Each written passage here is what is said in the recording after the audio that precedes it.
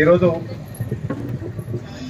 జోహార్ గద్దరన్నకి, జోహార్ కార్పోతుల అంజన్న గారికి, సాధిద్దాం తెలంగాణ అమరవీరుల ఆశయాలను.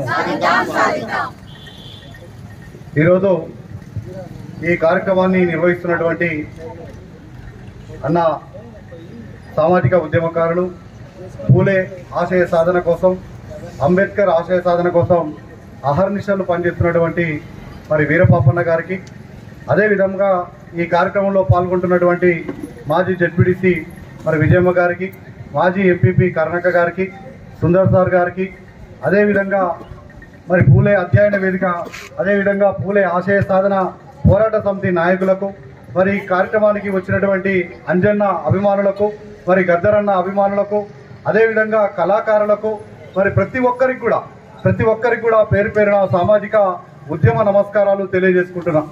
ముఖ్యంగా ఈరోజు మనము చర్చించుకుంటున్నామంటే వాళ్ళు చేసినటువంటి పోరాటం. నీ కోసం జీవిస్తే నీలోనే నిలిచిపోతావు, జాతి కోసం, వర్గాల కోసం, సమాజం కోసం జీవిస్తే చరిత్రలో నిలిచిపోతామని చెప్పినటువంటి నాయకుల యొక్క మాటలు మనం స్ఫూర్తిగా తీసుకొని ఈరోజు అంజన్న కావచ్చు, గద్దరన్న కావచ్చు, మరి చాలా మంది కూడా ఈరోజు సమాజం కోసం పాటుపడడం జరుగుతుంది. అంజన్న కావచ్చు, గద్దరన్న కావచ్చు, వారి కోసం కాకుండా, వారి కుటుంబం కోసం కాకుండా సమాజం కోసం జీవించినారు కాబట్టి ఈరోజు వారి యొక్క జయంతి కార్యక్రమాలు కానీ, వర్ధంతి కార్యక్రమాలు కానీ ఈరోజు ఘనంగా మనం నిర్వహించుకోవడం జరుగుతుంది. ఈ జయంతి కార్యక్రమాలు, వర్ధంతి కార్యక్రమాలు నిర్వహించుకోవడం వల్ల ఈరోజు చాలా మంది కూడా భవిష్యత్ తరాలకు, భావితరాలకు కూడా వారి యొక్క జీవిత చరిత్ర కూడా తెలవడం జరుగుతుంది. ఎందుకంటే వారి యొక్క జీవిత చరిత్ర చాలా మందికి కూడా తెలియదు. ఎందుకంటే వాళ్ళు మరి బహుజన బిడ్డలు కాబట్టి. బహుజన బిడ్డలు వాళ్ళు పెద్ద ఎత్తున పోరాటాలు చేసినా, ఉద్యమాలు చేసినా కానీ వారి ఉద్యమాలను మాత్రం బయటికి తీయరు. వారు అనేక రకాల కార్యక్రమాలు చేసినా బయటికి తీయరు. ఎందుకంటే వాళ్ళు ఎక్కడ చరిత్రలు ఎక్కుతారో, వాళ్ళు ఏ విధంగా రాజకీయ నాయకులు అవుతారో అన్న ఆలోచనతోటి.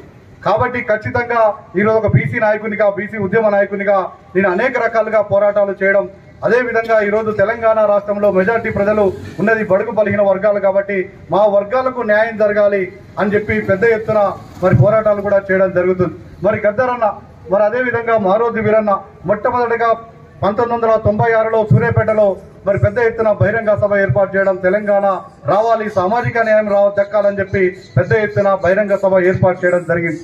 అక్కడి నుండి తెలంగాణ మూవ్మెంట్ స్టార్ట్ కావడం జరిగిందనే విషయాన్ని మనం ఆలోచన చేసుకోవాలి.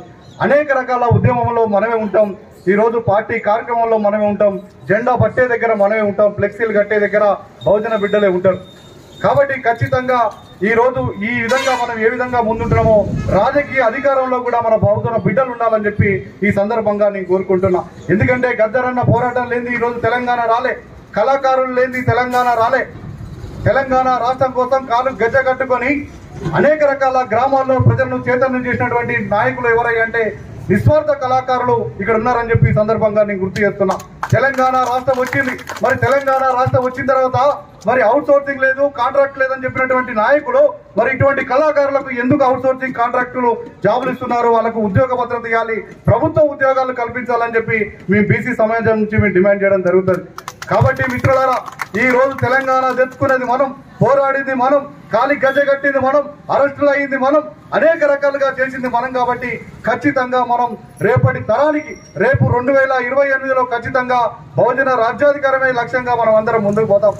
ఆ విధంగా ముందుకు పోతేనే గద్దరన్న లక్ష్యం నెరవేరుతుంది, అదేవిధంగా కార్పోతుల అంజన లక్ష్యం కూడా నెరవేరుతుంది అని చెప్పి ఈ సందర్భంగా నేను గుర్తు చేస్తున్నా.